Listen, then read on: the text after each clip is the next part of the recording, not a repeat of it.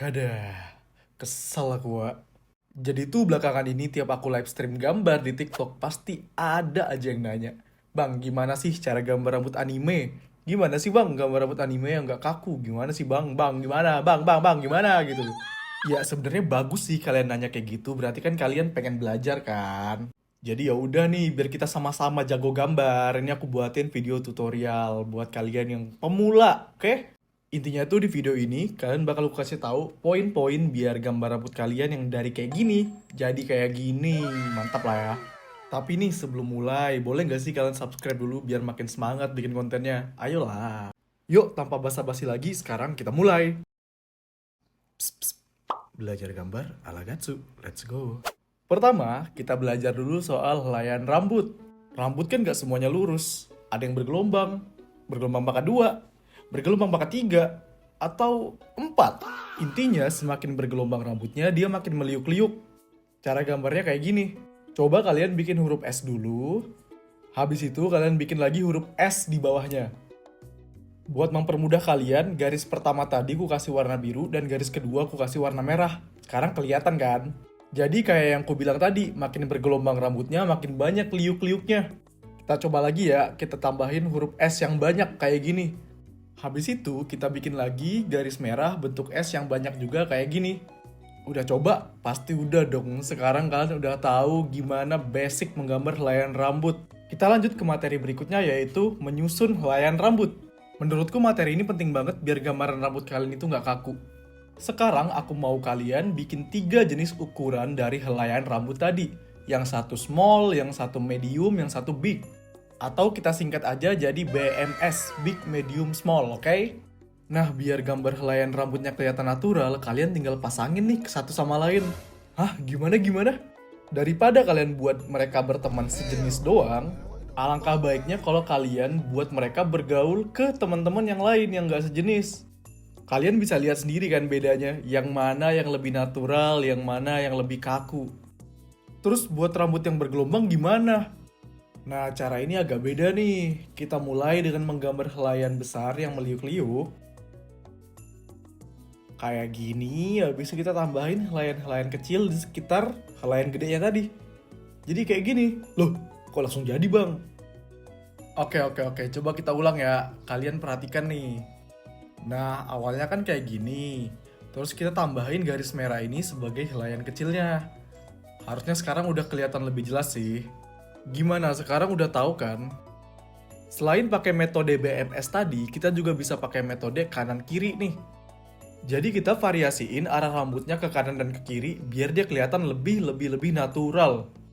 Biasanya ini tuh dipakai buat rambut-rambut yang kelihatan gak teratur gitu. Ini nih beberapa contoh style rambut yang gak beraturan tapi tetap kelihatan keren. Oke, mending kita langsung praktekin. Kalau tadi kita pakai helaian rambut semua arahnya itu ke kanan, sekarang kita tambahin varian yang ngarah ke kiri. Kayak gini. Jadi, kalau dua-duanya ini, yang tadi big, medium, small, dan kanan kiri ini digabung, bakal jadinya kayak gini. Gimana? Udah paham kan? Selamat, karena sampai di sini kalian udah paham cara menggambar helaian rambut yang natural. Karena kalian udah jago, aku udah panggil Mbak Freren ini dan dia udah bersedia menjadi bahan eksperimen kita hari ini. Jadi ini dia step by step menggambar rambut di kepala yang udah jadi kayak gini. Pertama, kita siapin garis rambutnya dia. Garis rambut buat apa? Garis rambut itu yang ngebatasin di mana wilayah yang ditumbuhin rambut sama yang gak ditumbuhin rambut. Kalau kalian mau contoh real life-nya, kalian bisa cari orang-orang dengan potongan rambut buzz cut. Yang kedua, cari referensi dan tentuin garis belah rambutnya. Karena kita masih belajar, kita harus bisa memahami gimana sih bentuknya di real life, jadi kita nggak nebak-nebak gitu. Untuk referensinya kita pakai gambar ini ya. Garis belah rambutnya kelihatan jelas banget kan? Kita langsung taruh aja nih di bagian sini. Yang ketiga, nentuin arah jatuh rambut dan tipikal helaian rambut. Kita tarik garis dari belahan rambutnya sesuai dengan referensi. Jadinya kira-kira kayak gini. Untuk tipikal helaian rambut, kita kan udah belajar nih sebelumnya. Kalau kita lihat dari referensi ini, helaian rambutnya kan cenderung lurus di atas dan bergelombang di bawah. Jadi garis dasarnya kita gambar kayak gini. Coba kita langsung praktekin ke Mbak Freren. Permisi ya mbak. Nah, jadinya tuh kira-kira kayak gini. Di sini kalau kalian perhatikan, awal mula rambutnya itu nggak ngelewatin batas garis rambutnya. Kita udah hampir kelar nih, sekarang yang keempat, menggambar helaian-helaian besarnya. Oh iya, usahakan menggambar itu kita mulai dari bentuk besarnya dulu, baru kita fokus ke detail kecilnya. Kira-kira beginilah ya jadinya kalau kalian udah nambahin helaian-helaian gedenya. Catatan penting, rambutnya bisa kelihatan lebih ngembang atau lebih lepek tergantung dari jarak atas rambutnya ke kulit kepalanya.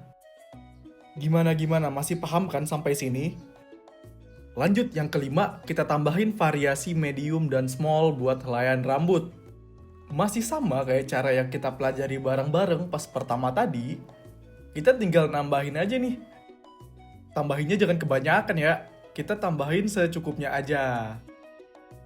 Wah, Mbak Ferrernya udah mulai cakep ya, udah ngebotak lagi. Di sini kalau kalian perhatikan di bagian bawahnya aku mainin tuh kanan kirinya. Masih inget kan metode kanan kiri yang udah kita bahas tadi?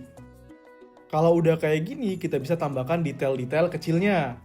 Untuk detailing, aku biasanya pakai garis yang lebih tipis biar nggak mengganggu bentuk besarnya.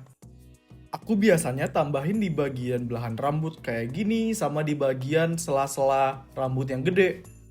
Dan jadinya kayak gini deh. Gampang kan? Oh iya bang, kalau rambutnya kena angin gimana? Sip, aku jelasin karena kita udah tahu caranya. Ini penjelasannya bakal singkat, jadi simak ya. Pertama, kita bikin garis batas rambutnya. Yang kedua, cari referensi dan tentuin belahan rambutnya di mana. Biasanya rambut yang tertiup angin kencang itu nggak kelihatan belahannya di mana, kayak referensi ini.